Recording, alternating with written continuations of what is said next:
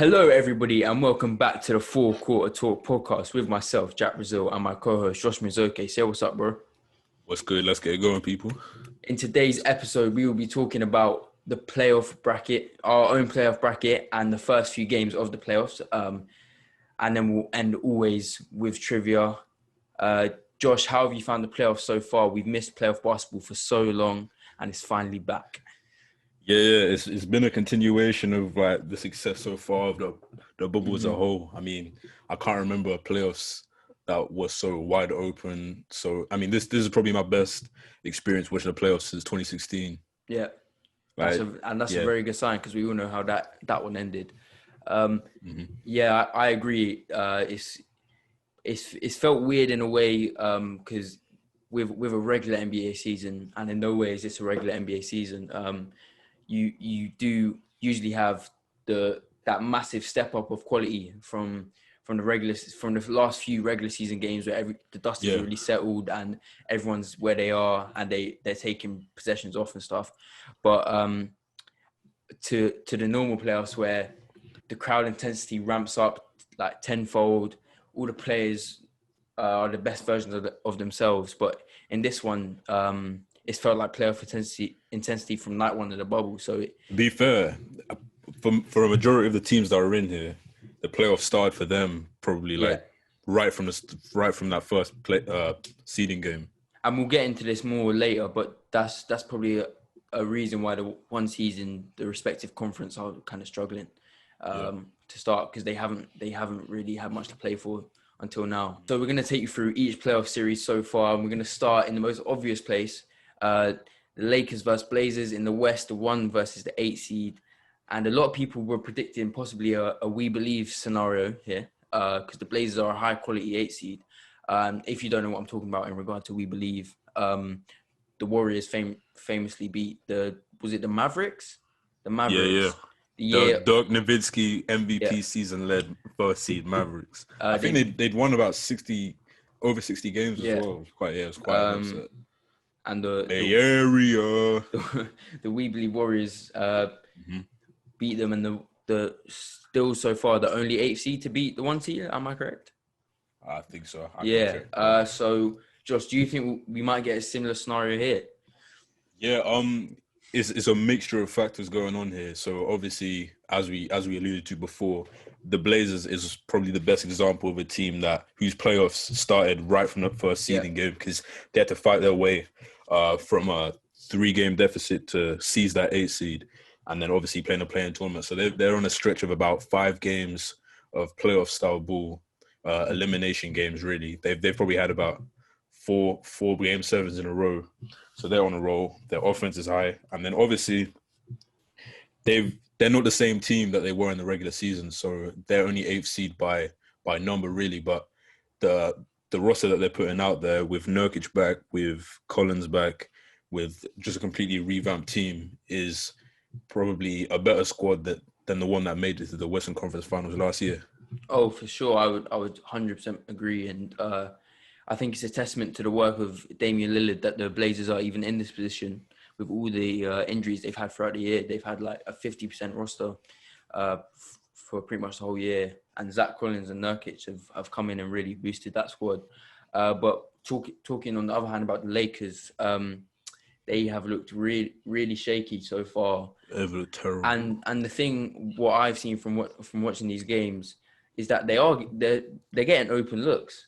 But just no one can hit a 3-pointer to save their life. I'm looking at KCP. I'm looking at Lakers Twitter. Lakers Twitter's going off on Danny Green and KCP. But the thing, at least KCP's had a few good games. Danny Green has been arse for a while, so he needs to really step up. Ever since he got that arrow tattoo on his elbow, ever since then, that didn't age well. He's been off. He's been brought in for 3-and-D, and he can't guard Damon CJ, and he's not hitting threes. So look to the Lakers. I think they're struggling a lot with their shooting, which has been a problem since they entered. Well, it's been a problem all year. From 3. It's been a problem all year, but especially now. Yeah. And I would expect that Vogel might try and insert players like Dion Waiters, who only played a minute, and maybe even J.R. Smith, and especially Quinn Cook, to try and get some shooting in there. Well, you'd have to think surely Dion Waiters can do more than Alex Caruso and KCP in 30 minutes. I saw both of them combined for like 3 points in 30 minutes each. The reasoning behind it for them, I'm thinking, is that they're missing Rondo and Avery Bradley, so they feel like they have a better chance. Yeah, with perimeter defense, but the offense is what they're struggling with, really. Yeah, and also going away from those role players, I think Anthony Davis hasn't really looked like the Anthony Davis we all know. He's not. Yeah, he's not really demanding the ball enough. Not really taking enough shots. So hopefully he can be more proactive, and I think he needs to move into that 5 spot really, because having two big men down in the paint is really congesting the Lakers offense. So I'd say move AD to the 5, maybe LeBron to the 4. The floor suddenly opens up, and then we can see the AD that we know and love. Yeah, realistically, they need at least. If you're gonna have LeBron and AD on the court at the same time, you're gonna have to have three other shooters. Yeah. Because that offense will struggle if not. And which is a strange stat which I saw on Twitter was that in all of their minutes together, they actually have a negative plus minus. Really? On the court together, yeah. So a lot of that is to do with that lack of spacing. Yeah. And it's weird because for the whole season they've looked like such a great duo. They've looked like they've gelled pretty well with that their pick and roll and LeBron as a facilitator. Recently, it's looked a bit rough out there. AD needs to assert himself a lot more. I mean, his legacy's on the line a little bit here. He's a young player, but for someone that hasn't had a lot of success, obviously a lot of that blame went to the Pelicans organization. But if he's going to be in this playoff setting as a first time as a favorite here, he needs to assert himself and show that he's that same regular season player he's been. But do you think that just comes from a lack of experience in these scenarios? I mean, it's not his first playoffs, and as you said, it's his first time as the favorite. Yeah. But he just needs to assert himself. I mean, he's not as young of a player as he is. He came in quite early, so he's been playing in the league for quite a while. So he needs he just needs to assert himself. And as you said, playing at that 5. That would help out a lot. But he's playing like he's 6'2" out there, playing like a shooting guard. Yeah, it always surprises me when I see Anthony Davis's age. Like I feel like he's been around forever, and he's only like 26. It's crazy. Yeah. How do you think the Blazers can win this series if they can? What do you think they have to do? Keep putting the ball in Damian Lillard's hands, or because what I've noticed from the Blazers, which is a very positive sign, is that Damian Lillard, it looks like he doesn't have to score 50 points against these Lakers. Not at all.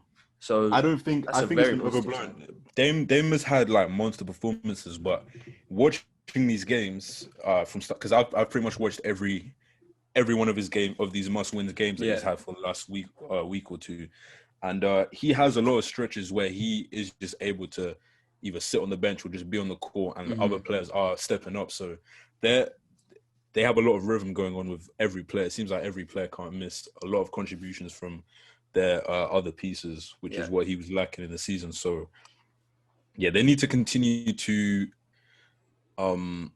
just have more, to continue to have more possessions in the Lakers by attacking the rim, having players like Yusuf Nurkic and Whiteside get more offensive rebounds and things like that. I feel like it's going to be hard for them because the Lakers will adjust. They have the roster to compete on that end. It's a pretty good matchup because these are probably the only two teams that really have 3 bigs and have used those 3 bigs on the court with each other and things and things like that. But obviously they have those 2 guards who are killing them in that end. So it's an interesting one. This is going to be one of those series, I think, where LeBron proves his greatness again because matchup-wise, it doesn't look great matchup-wise, but I feel like LeBron can just turn it up and, give 40-point games and such. And just he's the type of player where obviously Dame applies those, 50, 60-point games, but LeBron can do it in a way to where he really controls the pace of the game, as he did in the 2016 finals, where his whole fingerprint is on the game.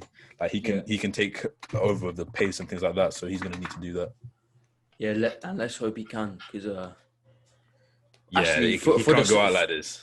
But for the storyline, I'd love to see it. But I don't know what I want, to be honest. I saw a quote from Paul Pierce, and he said, if the Lakers go out, stop the GOAT talk. And I think that's harsh, but it would be a massive, massive dent in his legacy. No doubt. Anything that Paul Pierce says about LeBron,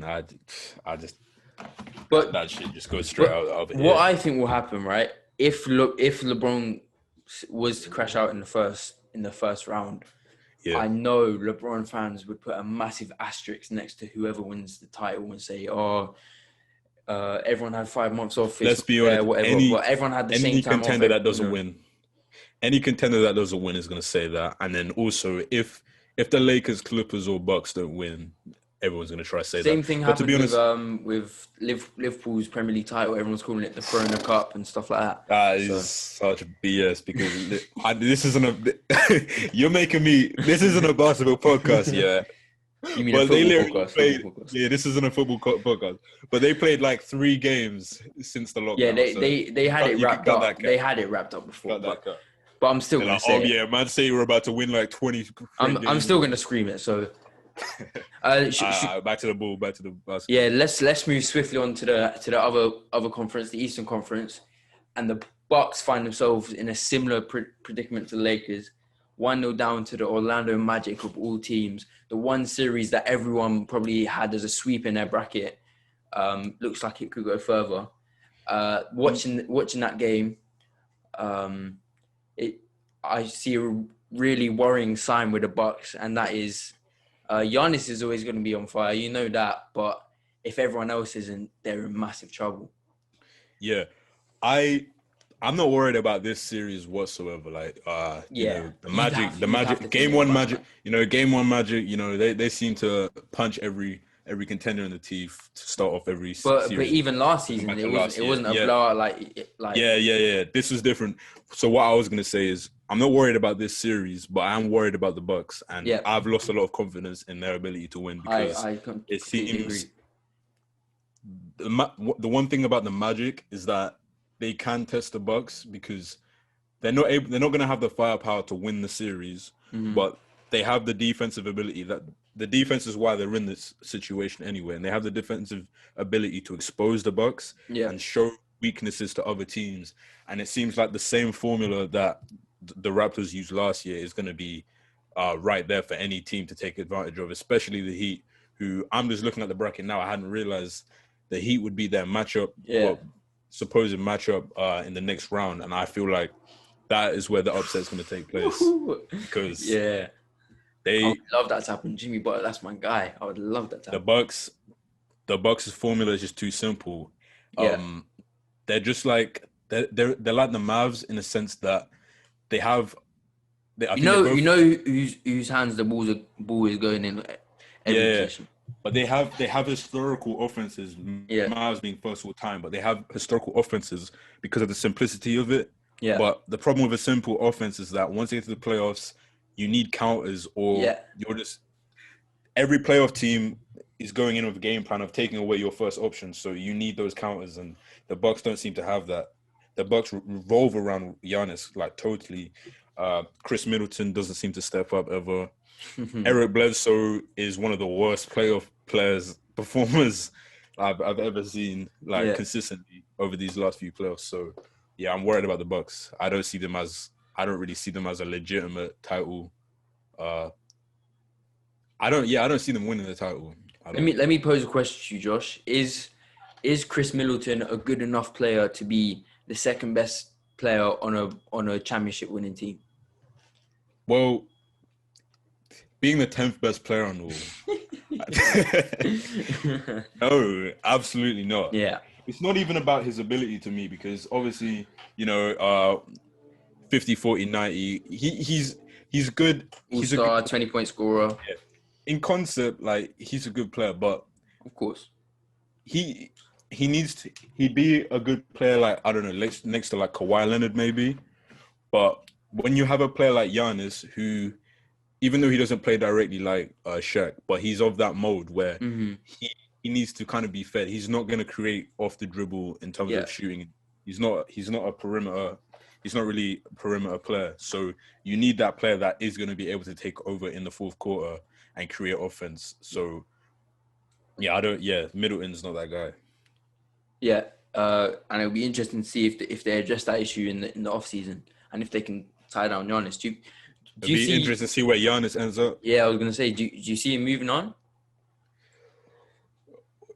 If they get upset, if they don't make the finals, it's a bit difficult, because if they were to get upset early, or even if they were to make the finals or conference finals but lost dramatically, Giannis gets put straight into that AD situation where he has where he'll go into the 2021 offseason as a free agent, and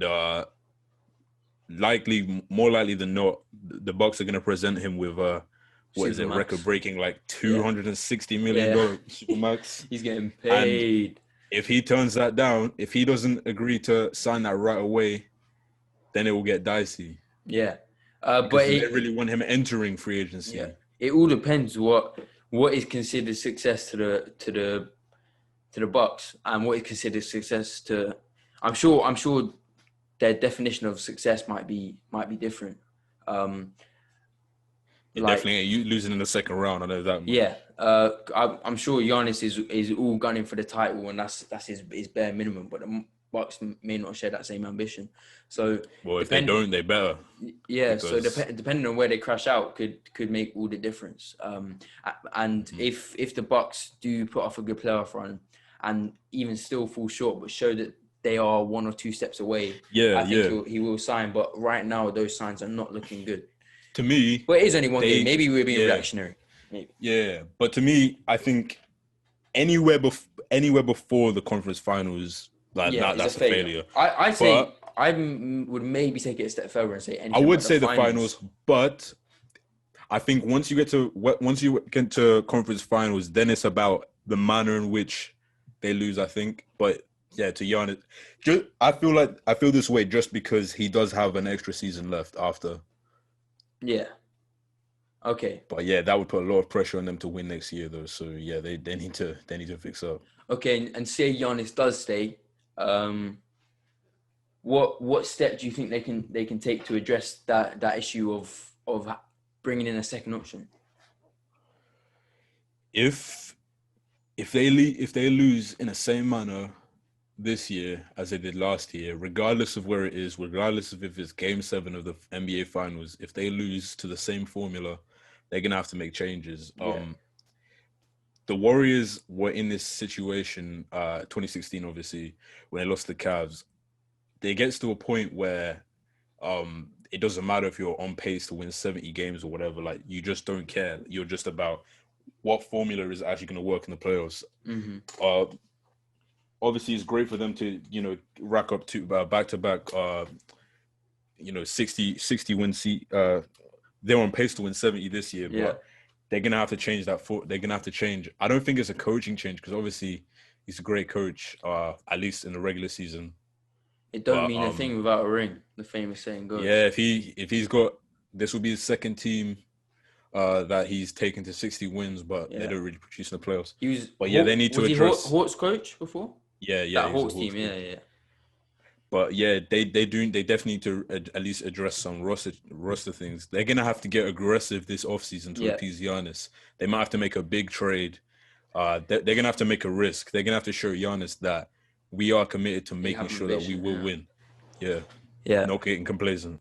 Okay, let's move right back to the West. The 2 seed versus the 7 seed, one of the, if not the most interesting matchup, I say, on paper in the whole playoffs. The Clippers versus the Mavericks, because when you think about a 2 seed versus 7 seed, you think that the golfing quality is going to be huge, but both those teams on paper, the Mavericks are a very talented team. So, and the series is currently tied at 1-1. Luka's he's put up historic numbers, the most points through 2 playoff games ever. He's just ridiculous. Where do you see this series heading? Uh, before before when we originally planned this episode to go up a couple of days ago before the playoffs had started, I had the Clippers winning in 6, Okay. and I still believe that will happen. Even though I do believe that Dallas should be up 2-0 right now. Yeah. It was a very questionable call. That was not a playoff call. The ejection of Porzingis. Yeah. Those were two very, very iffy technicals, especially the first one. That was a horrible call. But I think I just believe that Kawhi is that type of guy that is going to be able to get them past that first round. Luka is playing phenomenally. Even without the help of pandemic. Yeah. Or See that this is what I said. Paul George, if you don't know what we're referring to, by the way, that's his new name. Playoff P, pandemic P, Paul George. You know, he'll come out. He'll sell. You can count on him. Yeah. This is from an OKC fan right here. The second they made that trade, first hand, second, like back-to-back years. You know, getting sourced up by Joe Ingles. And the weird thing with Paul George is that he never used to be like this in his Pacer days when he was going head to head with LeBron. He was then he used to step up all the time.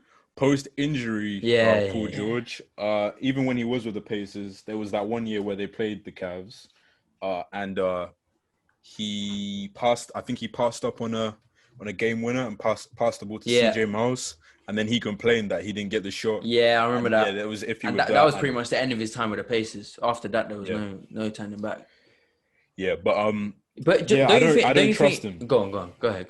I don't trust him, but I don't feel like it's gonna stop them from winning a first round series. Even though the Mavs are, it's weird. This playoffs, there's quite a few. This 7 and 8 seed could have easily been 4th and 5th seeds in other circumstances. So for sure, This definitely has the most upset potential of any series I see. I would upgrade it to 7. I would upgrade to 7, but I just feel like we'll save that for later. Yeah, but watching this game, I just feel like the last 2 games, I feel like a lot of the struggles of the Clippers defending them are kind of like effort based, and I feel like they're a lot better than that, and they know they're better than that, which has led to them thinking that they can play that way. But I see adjustments coming, definitely, 100%. Yeah. I was just going to say about Paul George. It's a bit strange how he, after that horrific injury, he's almost come back a better player, I would say. Because last year he was, top 5 MVP candidate. Mm-hmm. But he's gotten worse in the playoffs. I'm not sure what that's down to. I feel like just because people expect more of him now and the pressure gets to him more. Yeah. And if I see another game with him, he came out with the ice on his shoulders when he says his shoulders are fully healed. He'll sell again, and he'll come up with tape on. Last year, every OKC game, he had more tape on, both shoulders taped. Loves an excuse. He loves an excuse. Yeah, he loves an excuse. And after Dame hit that shot, he was like, "Oh, it's a bad shot. It's a bad shot." Yeah. He said that he struggled on game 2 because of he was in foul trouble and couldn't get rhythm because of bad calls. But wasn't Luka? Luka was also in foul trouble, wasn't he? Yeah. So I don't know. I don't want to see Paul George go out like this, man. He's so talented. He's got one of the deepest bags in the NBA. I don't want to see him go out like this. For me, I don't want to see Kawhi go out like this. Yeah. I couldn't care. I couldn't care less about. No, I like Paul George. And Kawhi's already got a legacy, but I don't think Paul George has much of a legacy. Rightly so. I'm hating right now. What do you think is the pinnacle for this Clippers team? Do you think they can go all the way, or do you think they're? Oh yeah, they have the talent to, but they've just had. I think it's just so many pieces to put all together. And are they even last game they had? They had Patrick Beverly. Yeah, they had Patrick Beverly missing again. Yeah. Last game with a calf strain, but because they, without doubt, they're the deepest team in the league. Like their rotation is ridiculous on paper. Montrezl Harrell, Lou Williams, Patrick Beverly. Is it Markieff or Marcus? I always get confused. Marcus. Marcus. You know, Reggie Jackson. Like they've just got some insane pieces off that bench, but Yeah, they I feel haven't like been game all 2 was the been able wake to up be they healthy needed. at the same time. Game 2 was the wake up they needed. I feel like they're gonna come out the same way they came out at the start of game 1, really going at it physically on Luka. But yeah, But do you, when I've watched the Clippers this season, do you think, and especially in the bubble, do you think for the Clippers to win games that both Kawhi and PG have to score a certain amount of points? If you know what I mean, like when I see the box score in a Clippers win, I always see Kawhi and PG in high to mid 20s. Do you think that that's something they have to do, or do you think they can win with one of them having an off night? Because I haven't seen it too often. no, they can win with one having an off night for sure. They just need to. The defense just needs to be there. I feel like they have enough. You know, they have when Lou Will and Montrezl Harrell clicking, that is about 40 points on the bench there at least. The offense is there. It's their defense with me. That's what's worrying me. There was a lot of straight line drives. There was a lot of, I'll talk about this with OKC, but that just pisses me off. Like, it's just a lot of correctable mistakes that when they watch the film, they're gonna see, that's unacceptable for player basketball, and that is conditioned by teams like them and the Lakers thinking that they can just flip the switch and not care about those seeding games. But looks like they should have taken more care with those games. 100%. Yeah. All right. Okay, we're gonna move into the Eastern Conference Final 2-7 matchup, which is the Toronto Raptors versus the Brooklyn Nets. I think this one might be a formality, Josh. Yeah. That first game was not pretty for the Nets. Second one either. I mean, I don't know how. We don't really need to. We don't need to talk about this one too much, but the Nets did good to be in this spot. They're just. I feel like the Nets. They just want to see what players will fit well around KD and Kyrie and it's almost like trials almost. It's like summer league for them, really. Who's going to be seeing what on, fits, who's going to be traded. Who's going to increase their trade value? All that. It's difficult for me to assess. I can't wait to watch Brooklyn Nets the Raptors. 100%. But it's difficult for me to assess how viable the Raptors are, because obviously a lot of people are saying, this is it happens every year. It happens every year with the Raptors. Like when we've seen the Raptors before without a superstar player, and they'll win 60 to 65 games. They'll sweep the first couple of teams they meet in the playoffs. Then they'll run into a superstar, and i.e. LeBron James. But I think a similar thing could happen with maybe not. I was gonna say maybe with Giannis, but the way the Bucks maybe not. Maybe with the Celtics next round. Yeah. But Siakam is not. They look really good. The Celtics. Siakam is not Kawhi. He's not. Yeah. I saw a tweet. It said Siakam is high usage Jeremy Grant. That is disrespectful. But yeah, the Raptors do miss that presence that you look to win a game for you. They do miss that. Yeah. They're always well coached. They're always going to be that team that can execute well, but you need superstars in the playoffs. Of course. You need them. There's always going to be close games in the playoffs. If you think about it, when was the last time a team won without a superstar? Never. So I don't know where this Raptors team goes, but they'll go deep into the playoffs. Actually, they've got the Celtics next round. And they're not gonna. They're gonna be a tough series, out. That'll be such a good series. But they're gonna be a tough out regardless. They're not gonna go down. They are gonna go down like champions, like they are. With that mentality. But their ceiling is capped without that superstar. Okay, we're gonna move quickly back into the Western Conference Finals. So the 3-6 matchup, Nuggets Jazz, probably the tightest playoff series we have in the first round. Yeah, it's been currently tied at 1-1. First game, Donovan Mitchell puts up like the second most points in a playoff game ever? Yeah, second most. And catches an L. He must have been. Oh, he must No, be I think raging. it was third most, but it was Youngest ever? No. yeah MJ was it's youngest. youngest since MJ. Yeah, Yeah, youngest since MJ. it was incredible. The shot making in that game was just This it was Jamal insane. Murray Donovan Mitchell matchup is so tasty. It's Like great to watch, especially because they guard each other sometimes as I well. never I Like, don't I must admit I don't watch the Nuggets too often, and I never realized how smooth Jamal Murray is with the basketball. He just yeah, I'd seen Jamal Murray a little bit at Kentucky, yeah uh, and I watched a bit of the Nuggets this year because I had Jokic on my fantasy team. But he's a really smooth player. I think people need to like relax a little bit. You know, I've seen people saying him and Mitchell are like the same. I don't know if I'd say they're the same level. I've seen him compared to like Devin Booker and things like that, which I don't. But nah, it's a great matchup. yeah Even the bigs has been a good matchup, yeah. surprisingly, because normally I wouldn't see you know Gobert as much of an offensive threat, but he's really been taking it at Jokic. So yeah, and Jokic And is just consistent. Like playoff Jokic yeah, is shown he's to be nice. something of He's nice. itself. Yeah. Yeah, he's having a good series, but I did see in that first game he was being a bit timid with his 3-point shot, and Rudy Gobert was closing out pretty well on him.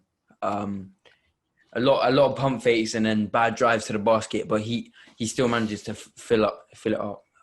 Yeah, Jokic he's really strong. Like Yeah. even since he's lost the weight. I mean, I saw one of our seeding games against OKC. He was bullying Yeah. Steven Adams, which is that's not an easy task at all.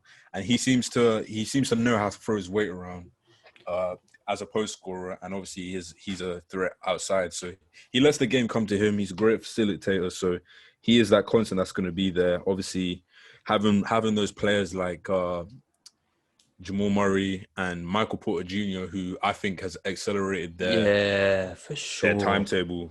He makes them a threat really for this season, a viable threat for A the lot of people championship. were shouting when he had this injury that he wasn't going to be a useful NBA player. Really, he was always going to be one of those people that's in and out of the team due to injuries. I think But I he's come think back really strong.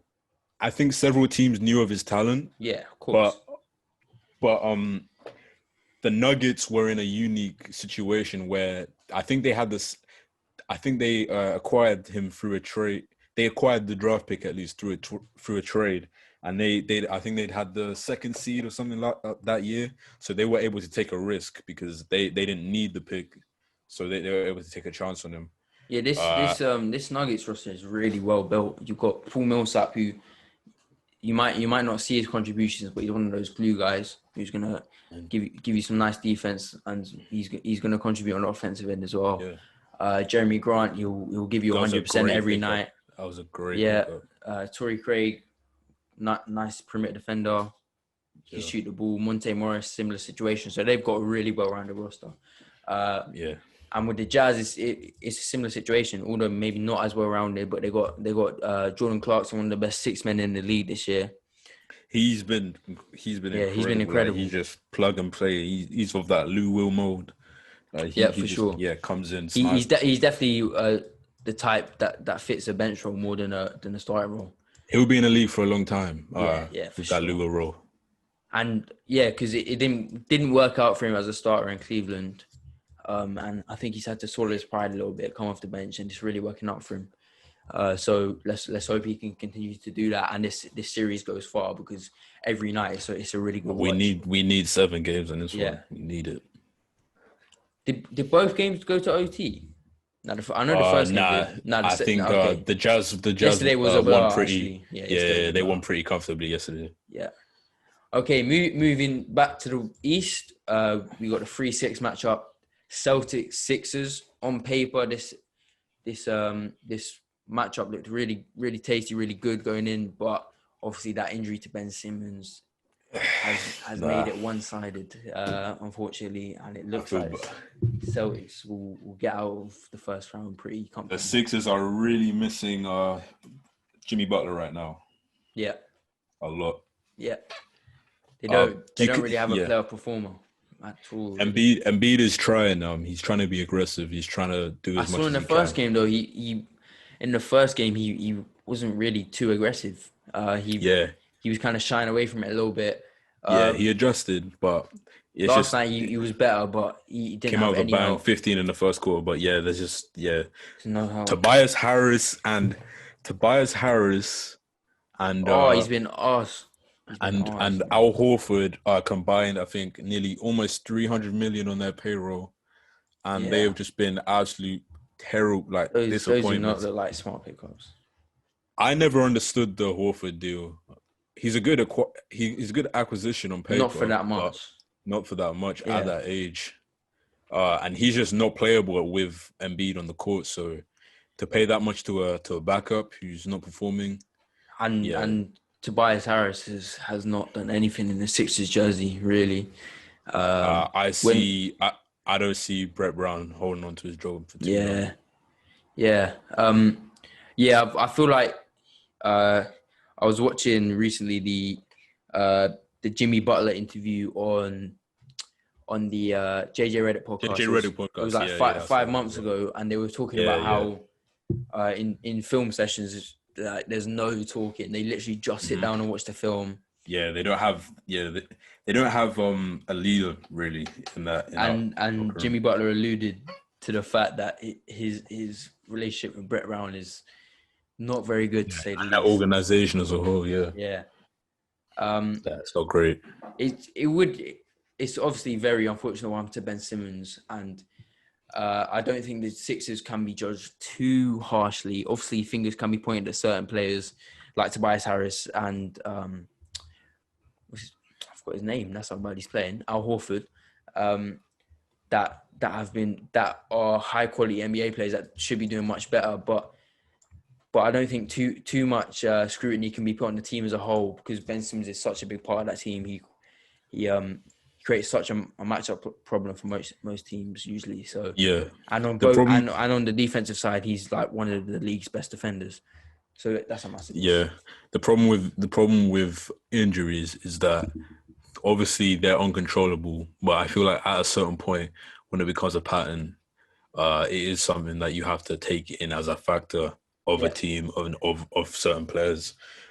Even Embiid, whilst he's playing, is dealing with certain things as well. But yeah, I feel like the team has suffered from just how good their young players are, and that they've kind of had to accelerate the process, really, the process as they call it, and go into that win now mentality when maybe they weren't so ready for it. Yeah. Where And they've when made big decisions based on their talent, but I don't know, maybe they needed a few more years to really figure things out. when did the 76ers hit the reset button? Because realistically, it looks like this core of Joel Embiid and Ben Simmons probably isn't going to work out. So Yeah, the space. Yeah, I don't think they can thrive together yeah, just because they're spacing. talented. Yeah, and forcing Simmons to, because their newest solution was to move Simmons to the 4, Yeah. which it sounds great and it probably will work, but what's the point of having Ben Simmons in all of his talent as a point guard and as a playmaker if you're going to Run at the reduce him to 4. that? Yeah. It's kind of similar to their problem with Tobias Harris in that getting the player that he was when he was the Clippers before they acquired him isn't the same player he is now because they've had to suppress that, and really he's been reduced to a catch and shoot player. Which is he worth the big contract, even if you have No. the ability, but you're not being used for most of that ability anyway. And he's not even in hitting that- his shots. Like Yeah, he's not even hitting the shots. shots. So it's basically JJ Redick, but he's not shooting well. Yeah. So yeah. And I do think Tobias Harris does have that ability to create his own shot, but he's not. I don't know what it is. Maybe he's been told to play a certain role and he's trying to play that. But I think if you look at the roster, if there is a second option, who would be the most viable option is Tobias Harris because he's got the best skill set, and in years previous he's been a borderline all-star. So I say Brett Brown's got to give him a little bit more offensive freedom, and maybe that would help. But it does look like a The foregone spacing's just conclusion a this series, really. big issue. Yeah. Let's talk briefly about the Celtics. They've looked really good, especially Jason Tatum. Yeah. In the bubble as a whole, he's really stepping up and being that leader at such a young age. It's really impressive to see. And Jaylen Brown and Kemba Walker Kemba Walker's had to obviously recede his role a bit, but he's doing that well. Yeah, he seems happy to. Yeah. And Jaylen Brown as happy a second/third option, because most nights I don't really know who's the second option. It's one of those two. But Jaylen Brown in that role fits perfectly. Perfect 3-and-D guy. I think people are sleeping on the Celtics a lot, actually. Yeah. I wouldn't even be surprised they've got to the finals, maybe. Yeah, I felt a bit more confident about them being a sleeper team until they've just lost Gordon Hayward, I think. I think he just had an ankle sprain for about a month, maybe. Yeah. So that doesn't help. But Tatum kind of looks like what Paul George thinks he is, to me. I like that analogy. Yeah, I agree with that. Yeah, plays with a bit more swagger, I think, Jason Tatum. Yeah, definitely. I love watching him play. Like, yeah, because he knows he's that guy now. He knows it, and just the footwork, everything about it. I mean, you can tell he worked with Kobe there. You can see that inspiration. You can see that in his game. I've really liked the pickup of Enes Kanter as well. He's good offense off the bench. And he battles on the boards really well. Obviously, he's not going to give you much on the defensive end at all, but he'll fight for boards. And you need those players. Yeah, you need those players that in the playoffs. You need that player that is a threat to like have a big game to give you, because every game matters. And in the playoffs, you get those like weird players that will just come through for you in random moments. Yeah, and he can be that player, and he has been so far. And obviously, Marcus Smart. Perfect role player for them as well. Yeah, someone that the coach trusts a lot. So yeah, this team is definitely slept on, and I do see them going far. Let's move back to the West for the 4-5 matchup. First game wasn't pretty for your boys. Yeah, it's the same as what I was saying with the Clippers. The defense was just unacceptable. They'll make adjustments. I saw a few interviews from Shea and Coach Donovan, and they said that Shea had an awful game one. Oof. Yeah. They said they were kind of caught by surprise because obviously the Thunder haven't played. They're one of the few teams that hadn't played the Rockets since they made that acquisition to small ball. I was going to say, do you think the system has caught them by complete surprise? Yeah. It's hard to prep for. Obviously, they'd played against Capella in every matchup that they had. But that's not an excuse. Their defense was atrocious. Yeah. It was just a lot. It was bad. Yeah, it was a lot of. Stood off Harden a lot as well, which was a strange decision. So, yeah, but you can't really count for him hitting like 30-foot bombs because that's what he was doing. That's not the problem. It's just when I see him blowing straight by Andre Roberson, that's what we have on the court. Yeah, nothing really went right. I don't expect that. I still expect this to be a long series, even if Westbrook comes back. But yeah, no, it's great for the Rockets though. To every game that they can get without Westbrook on the court. I'm sure they'd love to have Westbrook not return this series and still make it out, because obviously they're looking at bigger things. They're looking at that next round against the Lakers possibly. But I know I still see this as a long series. I still see this as a long series. I'm torn. I can't lie to you. Yeah, I'd love to beat them without Westbrook. That would be great, because then we wouldn't be beating Westbrook directly, but obviously my Thunder going through. But yeah. Wait, are you saying that because like you have? Oh, my bad. Are you saying that because you have like sentimental value towards Westbrook? Of course, man. Westbrook will always be that guy, man. Yeah, Westbrook will always be that guy for me. But it would be quite funny if you got better without him. That would be kind of funny as well. Yeah. But yeah, I do see that series also going far. I do think the Thunder were just caught a bit off guard by the Rockets lineup. And it's a young team, so it might take longer to adjust to certain tactical presets than a more experienced team. Look for Shea to have one of his most aggressive games next game. We're calling it now. All right, we'll see next week if he does that. I'm not saying he's gonna have 40, but I'm just saying he will be aggressive. Yeah. What did you think about your young players in that game? Like the Darius Baisleys, the Terence Ferguson's. You didn't have Dort out there. But yeah, Dort is actually, he's been a big part of our team. Yeah. Defensively, he's that big. He's very strong for a rookie. Yeah, he's a man out there. So he'll be a body to throw it hard in. But when is he back? By the way, when is he back? I'm not sure. He'll probably come back at around the same time as Westbrook, to be fair. But that it's not an excuse though. I can't lie to you. I stopped watching. It was too. It was pissing me off too much. So I can't comment too much in garbage time. But it's a learning. You know, we're learning on the fly here. It's good to have a leader like. Yeah, even if you don't make it through this round, it'll be amazing experience for your own players. Yeah. All right, let's different stage. Yeah, let's move back to the East. The 4-5 matchup. Got the Pacers versus the Heat, aka Jimmy Butler versus his son. And game 1, if I'm not mistaken, was a Heat blowout. What did you watch the game? What did you think of it? Yeah, I watched bits of it. Oh, yeah. They're playing right now. Yeah, they are playing right now. They're tired, I think. Yeah.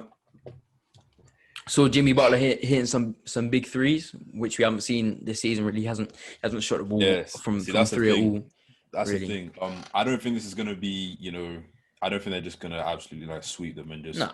It will be competitive, and I do think they'll go through, but. Yeah. When I see performances where something unusual happens, I don't really take too much from it. Obviously, as that team, you take any win you can. You win by 1 point, you take that. But Jimmy Butler going off from 3, that's not sustainable. They will step up. I do feel like the Heat have their number though. Yeah, I do. I don't think it'll be too easy for the Heat, but I do expect them to get through. Jimmy Butler, as I text you when he was hitting all those threes, I think he's made for these moments.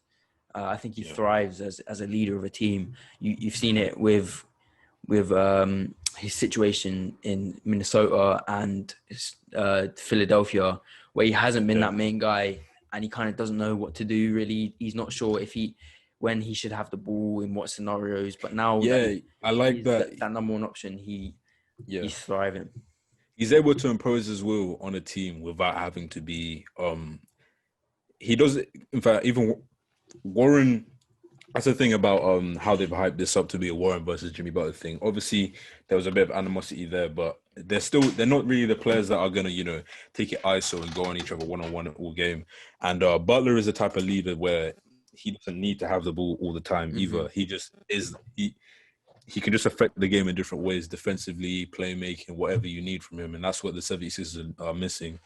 But and that's why he'd fit very well with a star free agent. Yeah. If they were to come next year, but the Heat. Giannis. That would be. I don't know. I'm starting to think. Actually, I guess they've got Duncan Robinson and Hero. They got shooters. They got shooters, but I don't know. I'm just looking at Butler, Giannis, and Bam on the court at the same time. I don't love that. I get you. I think Jimmy would be forced to expand his game a bit, and I'm not sure if he has that in his locker anymore. Okay, and that concludes our roundup of the playoffs so far. Now we're going to move swiftly on to our NBA brackets. This is always an interesting topic of discussion. Me and Josh are going to go for our own separate ones individually. We're going to actually record this for our YouTube viewers. So if you're on YouTube, you'll be able to see our playoff brackets. If you're on SoundCloud, we'll just say it out, and hopefully you get the picture. Let's start with Lakers Blazers. Where do you see this one going? All right. Before the series started, I said Lakers in 5, but obviously I don't see them winning 4 straight. So I'm gonna say a hard 4, Lakers in 6. Lakers in 6. Yeah. Cool. I'm gonna switch over to my bracket. I really, really like this Blazers team, and I think they're the hottest hand in the NBA right now. Say it. Shit. Go ahead, say it. Go ahead and say it. It would be so good for the podcast for me to say that. But I'm gonna go with the Lakers. I do think they'll get out, but by the skin of their teeth, I'm gonna go Lakers in 7. Okay. Okay, let's move on to the Eastern Conference. 1v8 matchup, Bucks versus Magic. Where do you see this one going? Bucks in 5. Bucks in 5.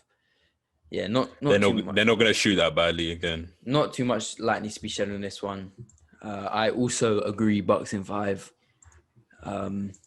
Let's move swiftly on. Honestly, not too much needs to be said. We'll go on to the 2-7 matchup, Clippers v Mavericks. I was saying the Clippers in a tough 6, but now I'll say Clippers in 7. Clippers in 7? Yeah. Cool. I actually think they'll get it done a little bit sooner than that. I would say a tough 6. Yeah, I don't know. I'm leaning towards that as well. I just think once everything starts to click, they're gonna be kind of unstoppable. I'll say Clippers in 6 as well. And I think that Mavericks, the lack of the Mavericks bench is gonna hurt them. You said you want to change Clippers it, yeah? in 6. Clippers in 6. I had 6 written down. I kind of talked myself into 7, but I feel 6 as well. Okay, 2-7 matchup in the East is the Toronto Raptors versus the Brooklyn Nets. Sweep. Okay, sweet. Thoughts behind that? Just undermatched. Yeah. The Raptors are the type of team that I feel like the Nets, because of how hot they were, in the seeding games, they could have caught a Bucks slipping, they could have caught a Lakers slipping in one game, but the Raptors are a disciplined team. They're a defending champion. They're not going to go out like that. So I feel like they're going to win pretty swiftly. I think the Nets will steal a game, but only because we've seen them upset a few teams in the bubble, and I think history will repeat itself because you do have a few weapons there, not too many, but you got Karis LeVert who could go off. I just think got Carabo's look good. Yeah, Luwawu, I don't want to say his full name because it's a mouthful, but I think Luwawu Cabarro. Okay, you go ahead. You can say that from now on. I will not be. Now I just feel like the Raptors are just give too me Raptors disciplined. in 5. They're just too disciplined. But yeah, maybe maybe they'll slip one time. Okay, we'll go 3-6 matchup in the West. The Nuggets versus the Jazz. This is a tough one. Yeah, but it's a very tough one. But I'm gonna go Nuggets in 7. Damn it! I want to say Nuggets in 7 as well. I'm also gonna go Nuggets in 7. I think they are marginally the better team. With they've got a few more weapons. But this series will go the distance. I'm pretty confident in that. They're evenly matched, but just a few more assets that the Nuggets have, I think. I think Donovan Mitchell is kind of willing them a little bit, and I don't know how much that will last. They're gonna have to ride this hot hand for a bit, but you can't just. I don't think against a quality opposition like the Nuggets, you can't just rely on one player really. Yeah. We'll go 3-6 in the East, which is the Celtics versus the Sixers. What are you saying for this one? I'll say Celtics in 5. I think Okay. Embiid is a talent enough that he can turn it up for a game and get a bit of contribution from others and take at least one game. But I'm going to say it will be one game. And Celtics in 5. Give me the Celtics in 4, man. The Sixers look a mess right now.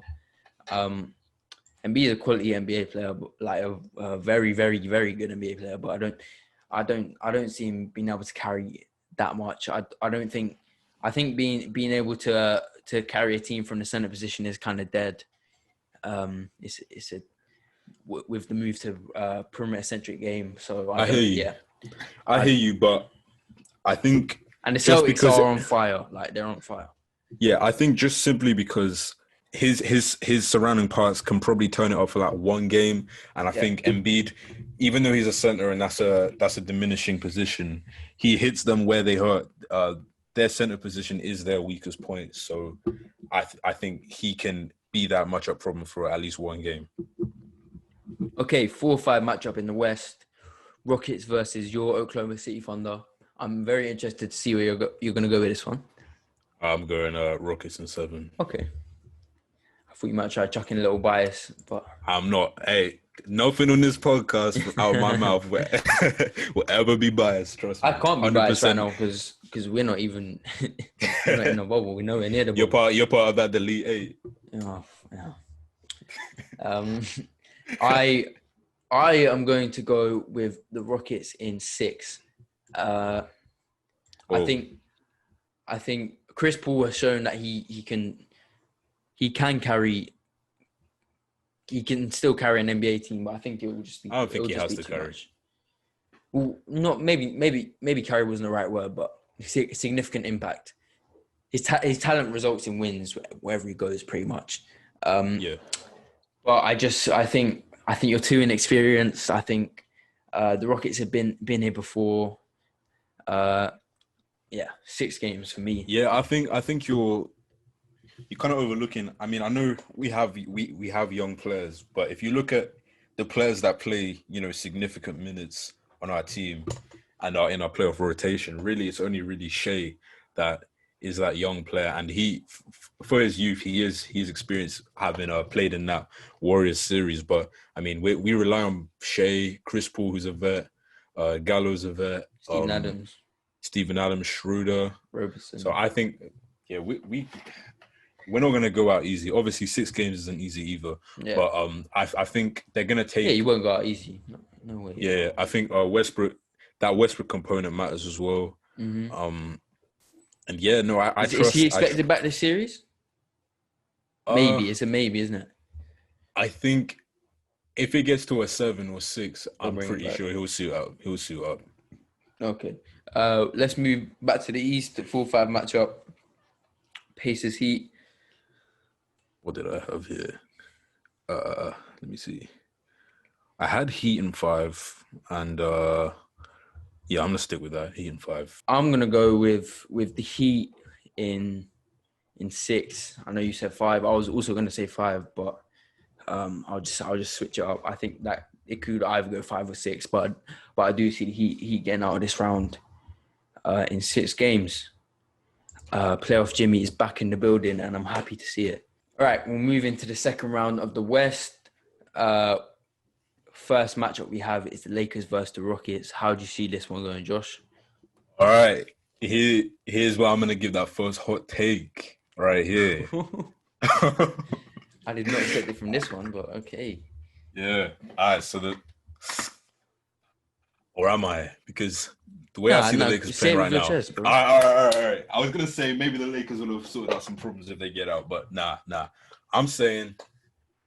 What did I say? What did I say for the first round? How many did I say? 6. Oh, how many games? You said 6. Yeah. Yeah. So I'm saying they're gonna stumble out of that series, and I think the Rockets are gonna upset them in 7. Okay. Rockets in 7. For some reason, I expect. We're not get. I don't think we're getting our LA. I don't think we're getting our LA Western Conference. I would expect an upset more from the Blazers than the Rockets personally, but I see it. I guess. In their matchups that they've had can you put, because when you make a claim such as that, you have to put some logic behind it. So can I? Yeah. Of course. My logic behind it is that the Rockets embody more of what the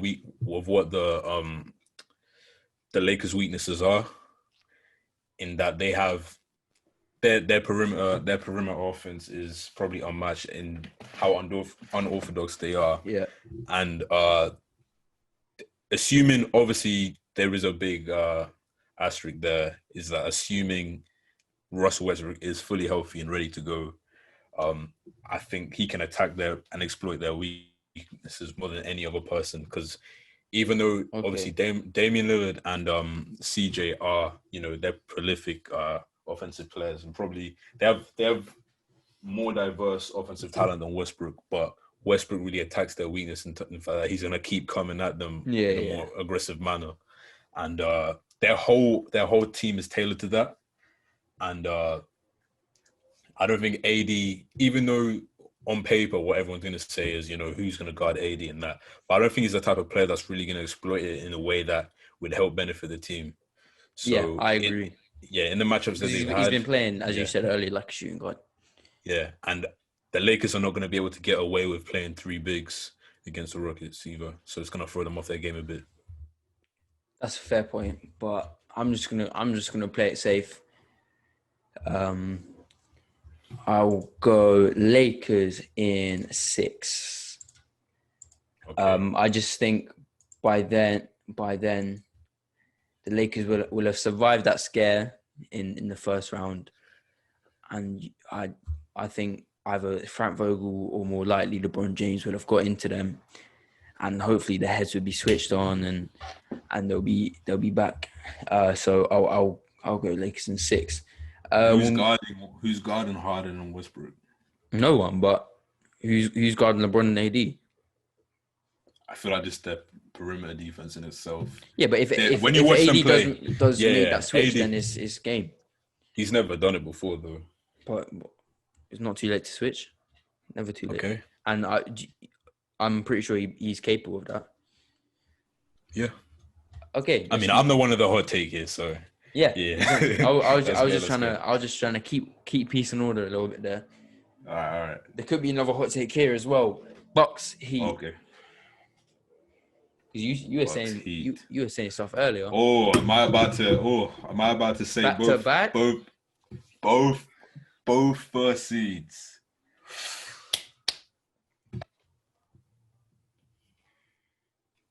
I am. How many games? This is crazy.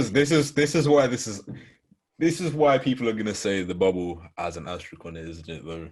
Yeah. It is just so unpredictable. Sure. It is just so unpredictable. But I guess it can go both ways. I mean, every team, because no team has really gotten worse. I don't know if you can say it's an asterisk in a bad way, because and I feel like if it is an asterisk, difficult. I don't think it's an asterisk because it's a positive. It's only the only people's fault it is the team would be the Bucks and the Lakers, because they didn't take the bubble seriously enough. Yeah, it can't be an asterisk. It can't be an asterisk if everyone has the same circumstances. Yeah. So what are you saying? What are you saying? All right, let's go Heat in 7. Heat in 7. I was gonna say Heat in 6, but I'm gonna say Heat in 7. I think Giannis struggles against the Heat. Because they put Bam in, right?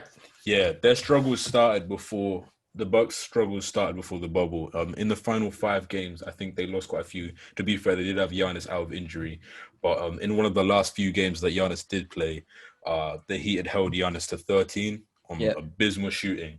And look, Giannis is a superstar. Okay, I believe that he's not just gonna get made redundant or whatever in this series, but I think if you have Giannis having to work really hard to get any offense, that just takes away from his ability to set up others if he's in that mindset where he has to attack, and that throws him off their game. And then just their shooting, it's the perfect thing to combat the Bucks, because the Bucks they have a great they have their defensive strategy, which did get them in the regular season number 1. But it was to pretty much not guard the 3 and to just focus on everything else. And when you run into a team like the Heat, they have snipers. Yeah. And I think they just have everything on paper. They just have everything to exploit their weaknesses. This is gonna be a series, if this happens, that Budenholzer is gonna actually have to show that he is a playoff coach and adjust. because it For sure. seems with him every year is that he has his game plan, and this is a knock on D'Antoni as well. He has his game plan that gets him, his 60 wins, his 65 wins, and he just gets into he's pretty thick-headed with it that this got me 60 wins, I'm going to keep it there. I'm not going to change anything no matter what, and that's not going to work. Okay, I've got to say. Well, I was gonna say I do think the Heat match up quite well defensively against the Bucks. And offensively. Yeah, because you got Bam on Giannis. Obviously, you're never gonna nullify Giannis, but you could do you could try limit his influence on the game. And Bam is a very good defender. You got Jimmy Butler for Chris Middleton. You got Andre Iguodala off the bench, who's a good perimeter defender. It can recreate that Raptors defensive strategy last year. They have the wings to do that. They have the inside. They have Bam to do that as well. So I was originally going to go with the Bucks, but I think you've made some very good points. I talk you into it? You have. I'm going to go Heat in 7 as well. And also, I'm showing a lot of Jimmy Butler bias there because that's my guy. Yeah. I'd love to. It wouldn't take much for me to convince you to go with JB. Yeah. Okay. Jimmy buckets. Let's go back to the West with the Nuggets versus the Clippers. This will be another tasty series, I think. Yeah. I'm going Clippers in 6. Clippers in 6. I think Mavs will be their biggest test. Not to say it will be their hardest series, but I think it might be their hardest series though. Not because of how good they are, but because of how early they've been matched up with this type of circumstance. And I think different to the Lakers, I think the Lakers will be able to win based on LeBron. Yeah. And his heroics and him, he seems to be in these types of situations, especially his last few years with the Cavs when he was down with the against the Pacers, and I think they're gonna limp out based on his heroics. But I think the Clippers to make it out against the Mavs won't be based on Kawhi or their type of heroics. I think they'll have clicked. Yeah. And I think once they get rolling, I don't think there's any looking back. So I see them winning in 6. The Nuggets they're good enough that they can take those 2 games. Jokic is guarding him? Who's guarding Jokic? Who is guarding him? No one. No one is guarding him. But Montrezl Harrell? to get to the other end, you're gonna have a tough day. Yeah. Hey man. Yeah. Harold's an energy person, but yeah, he gonna get him in foul trouble real quick. Yeah. I'm gonna be quite boring here and agree with you again. But this is what I had in my head originally. I do think yes, it's Clips in 6. Clips in 6. But it'll be a very good series, I think. Yeah, it'll be a tough 6. Okay, let's go back to the East with the Celtics versus the Raptors. Another extremely tight series. Yeah. As I said earlier, as great and as cohesive as a team they are, and a great game plan, they play hard. They do the right things. They don't beat themselves, but in the playoffs, there gets to a moment where you do realize you need that superstar, you need that go-to player. Siakam's not ready. I don't know if he'll ever be. I think he'll be of the ability, but I feel similar to Giannis. I don't know if he'll be the player. Never be a closer. Yeah, he won't be the type of player. Yeah. I think that has a lot to do with skill set. Yeah, and I'd say to be a closer in this league, I think you definitely need to make your own shot. Yeah, I'd say the Celtics will win in a tough 6, maybe 7. I'm trying to narrow it down. I'm not sure. So give me a number. Give me a number. 6, yeah?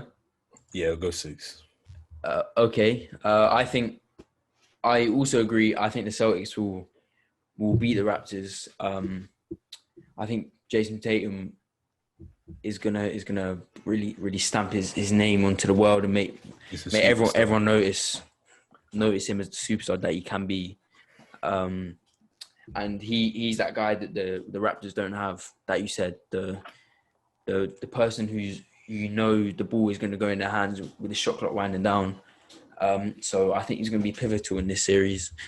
And I agree, Celtics, but I'm going to go in 7 Okay. because I saw against the Sixers in game 1 that the Celtics had a few periods where they couldn't get the ball in the net at all. And coming up against one of the most cohesive defensive units and the best defensive units in the Raptors, I think they'll have a few games and a few stretches where they'll be held to limited points. So I think the Raptors defense will be key in the series, but the Celtics should just overpower them. Okay, going back to the West, and this is where our first difference comes in. You have the Rockets Clippers. I have the Clippers Lakers. So we'll go with your Rockets Clippers first.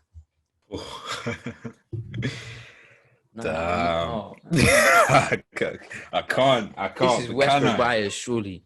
It ain't. Surely. No, it's not Westbrook. It's just how weird this team is, this small ball thing is. Like, it's hit or miss. To be fair, it could go either way. Yeah, I think, but I will end it here. I think the Clippers will win just because of every team, of every other contender, they are the team that small ball will affect the least, just because they can match small ball themselves, and they can almost have a better version, not with a 3-point shooting, but the perimeter defense. I'll say Clippers in 7. I think it'll be a tough one. Nah, I'm gonna go Clippers in 6. Actually, I just think I don't know. I can't get over not trusting Harden in these like pressure moments, and I feel like that's the type of series it would show itself in. Yeah. So I'd say Clippers in 6. They'll get it thrown at them. It'll be hard for them. I think the Clippers might not have the discipline at the start to really commit to exploiting the small ball, but I think eventually when they really go at it, I think they'll show they're the superior team. Yeah, I think that's why, even though the Lakers could possibly be the better team, I just think the matchup there, the Rockets are more likely to upset the Lakers than the Clippers. Okay, I'm going to move back over to my bracket, and I have the Clippers versus the Lakers in the conference finals. I think in the bubble, both teams have been disappointing. The Lakers more so than the Clippers, but both have been disappointing. I'm torn, but if I look at it in the current state of affairs, who do I trust more to get it all together? Do I trust players like Danny Green and KCP, or do I trust players like Lou Will, Montrezl Harrell? And I just think the strength for the Clippers bench might be too much for the Lakers. I mean, there's... You could also look at it the other way, though. Do you trust... I mean, AD and Paul George are both question marks, but do you trust AD or PG more? Both are unknowns, really, because both haven't got to this stage ever in their career. Has Paul George? No, Paul George has got to a conference finals. My bad. But back to back. But as we said earlier, that's kind of a different Paul George. Yeah. So has this current iteration of Paul George got to this scenario? No. He hasn't really shown us much in the past, but Anthony Davis hasn't even been in this situation to show us much. So, but it's so tough, this one. Yeah, it's tough. I'm leaning, and I'm going to put them through. I'm leaning towards the Clippers in 7 and Kawhi to be officially crowned the LeBron stopper. Okay. I just trust their bench and their role players way more than the Lakers bench and role players. 100%. And I think they have a better coach as well. Yeah, they would need like J.R. Smith to go 2016 finals mode or something. But disclaimer on this one. Oh yeah. LeBron, if you know what I mean. Yeah. LeBron could LeBron. Yeah. So, you know. Kawhi could Kawhi. But come on, LeBron LeBron No, LeBron is is different. yeah. LeBron is a different beast. Yeah, 100%. I think Kawhi will Kawhi no matter what. I'm trying to think what I want to say. I think Kawhi will always play well, and I think LeBron will always play well. But will LeBron take it to that next level, which is beyond LeBron playing is well, which different. is Is where he astronomical, which is GOAT controls levels. where he controls the Yeah. pace of every game and all of that. Yeah, I see that. Okay, moving back to the East Conference Finals, Heat versus Celtics. That's a really tough one for me. Uh This is what we want. This is exactly what we want, though. Both conference finals being on a knife edge and going either way. That's exactly what we want. Yeah. Let me just think of the matchups real quick. So the perimeter.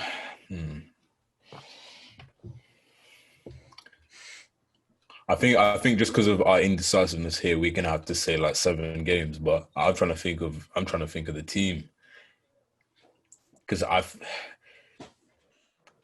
Jason Tatum is more of that superstar player, but I don't think Tatum might not already be better than Jimmy Butler, but of the mold of I was gonna playoff. say quick disclaimer. When me and Josh say he's a super of the superstar mode, we don't mean he is a superstar yet. We just say not he currently. has the attributes of a superstar.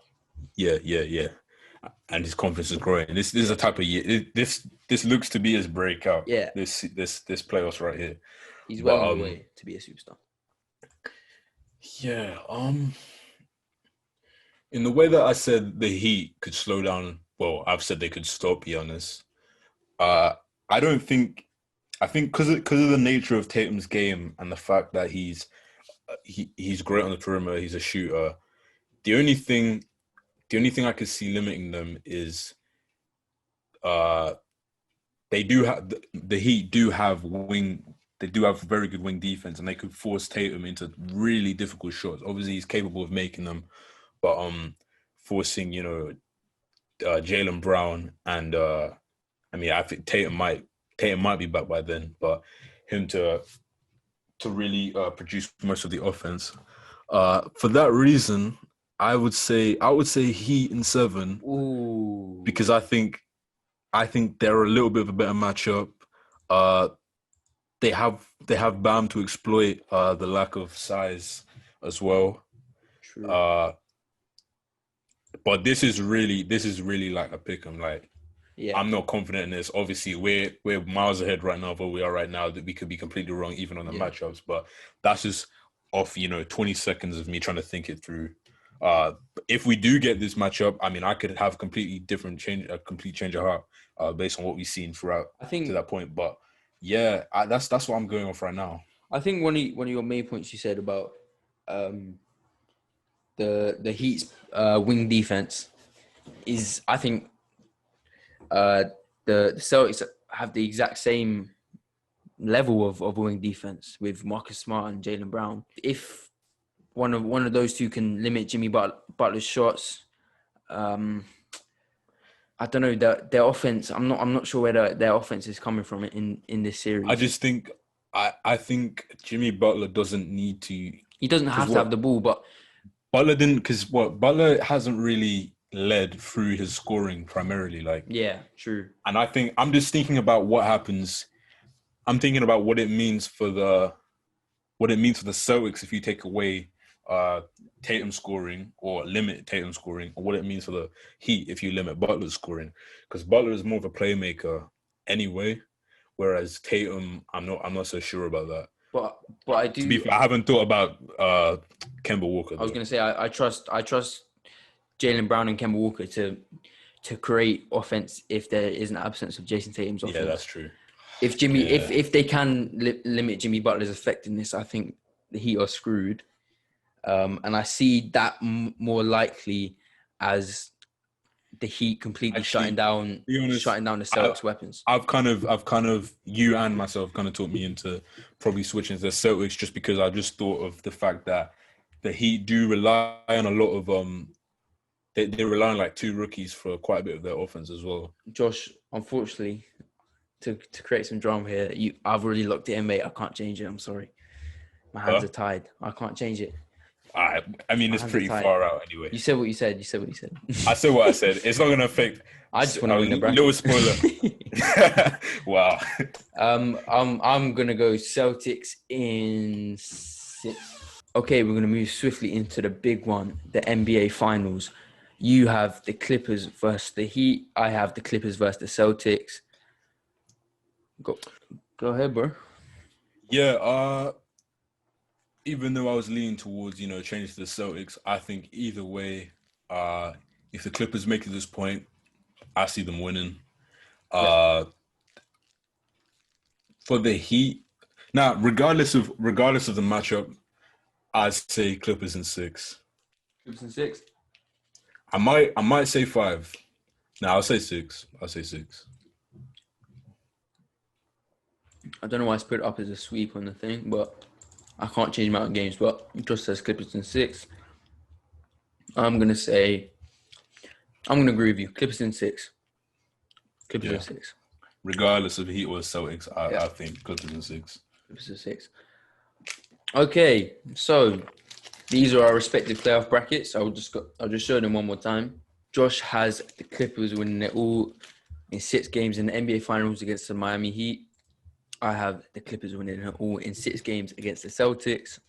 Right, so those are our playoff brackets, and we're going to move swiftly into the trivia round. Okay, moving swiftly into our trivia round. And last week, Josh gave me the test to name the 16 players that have scored 60 points since 1990. That was a very hard question when I heard it, but I actually did all right. This week, I'm going to give you something pretty easy, I think, for you. All right. And it's something we alluded to on the first podcast, I think, when I had to name the last 20 MVPs. So I am going to get you, Josh, to name me the last 20 Finals MVPs up to 2000. All right. Okay. Cool. I was gonna save this for a Finals episode, but calm. Well, this ties in because it's yeah. To be fair, we are talking about yeah. All right, let's go. All right. Okay, 2019, Kawhi Leonard. Yep. 2018, 2017, KD. Okay. 2016, LeBron. Okay. 2015, Andre Iguodala. Okay. 2014, Kawhi Leonard. Yep. 2013, 2012, LeBron James. Yep. 2011, Dirk Nowitzki. Yep. 2010, Kobe. Yep. 2010, 2009, Kobe. Yep.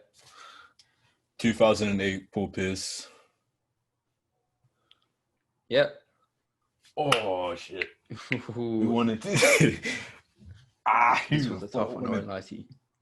Who won in 2007? Shit. Nah, D-Wade was the year before.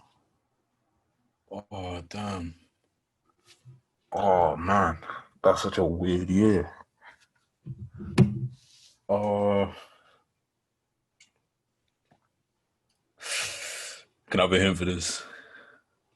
We're doing hints on this one. This one's kind of easy. Okay, all right. Sure Okay.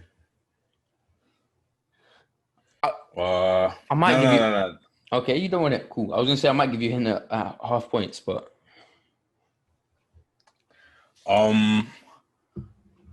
2007. Oh yeah. That was when the Spurs swept the Cavs. But who won Finals MVP? That's so weird. But I never know the Spurs ones because I know Tony Parker won one of them. Mm-hmm. Okay. All right, let me say Tony Parker won that one. Okay. Yeah. Tony Parker, 2007, 2006. Yeah. All right. 2006. Dwayne Wade. Yeah, 2005. 2005. He won. 2005. Tony Parker. No. Tim Duncan. Sorry, he didn't Okay. win two, but Tim Duncan won one of them at least. Obviously, 2004. that was when was that when the Pistons? Yeah, that was when the Pistons upset. So that would be what was his name again? Chauncey Billups. Okay. 2003. 2003. I think that was when the Spurs beat the what's it called? Anyway, it's a Spurs one. They beat the Nets, I think.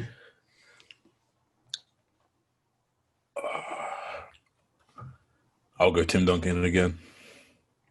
Okay, Tim Duncan. 2002. 2002. Wait, let me think.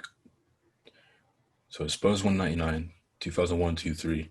No, 2001, 2000, 2001, 2002. That was all Lakers. So yeah, Shaq for the last three. Shaq for the last three. Okay. Yeah. And then what, do I have one more? No, that's all. What? Are we not going to 99? Oh yeah. Okay, we'll go to 99. Yeah, 99 Tim Duncan. Okay. I think I might have mixed up like a couple of the Spurs ones, but I feel confident about the others. Okay, Josh. I've got some good news and some bad news. Okay. Good news. You went 20 for 20. Yo, what? You went 20 for 20. No way. You went 20 for 20. 20. Yo, the Spurs ones were like, I don't know, because I knew Tony Parker won one of them, but I didn't know which one. And then obviously I've got to take my hat off to you, bro. That is very impressive. That was difficult, man. And there's no bad news. I just wanted to be dramatic. Yeah. But Damn. yeah, flip it, bro. I was going. You were just like, you went through that so quick. Usually when we do trivia, it like when I'm editing it, it's like there's so many ums and ahs and like pauses, but you just rifled through that. So congratulations, 20 for 20. Yeah, man, first 20 for 20. Let's go. Shit. Overtook your ass, boy. Year. I did give you an easy one though. So next week, you know, I gave you decent ones as well, bro. Last week, what are you talking about? Last week was nuts.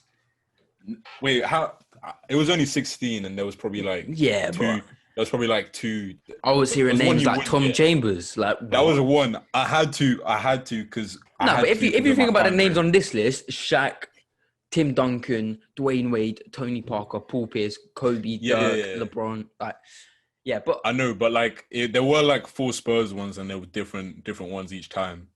No, Tim Duncan for 3, Tony Parker for 1. Like maybe the Tony Parker one was hard, but anyway, you got 20 for 20. I'm not trying to hate. I sound like a hater now, but I'm not trying to hate. You sound like a hater a little bit. Nah, that's cool. We'll do this for long enough that you might get 1 2020. Yeah. Hopefully, you might get 100%. Hopefully. Okay, so that's all. That's all we got for today. Thank you everyone for joining us for today. This was a good episode. Thanks for getting to this point. If you did, no technical difficulties today, so that's a first. So thank you everyone for joining us. We'll be back next week with a new podcast.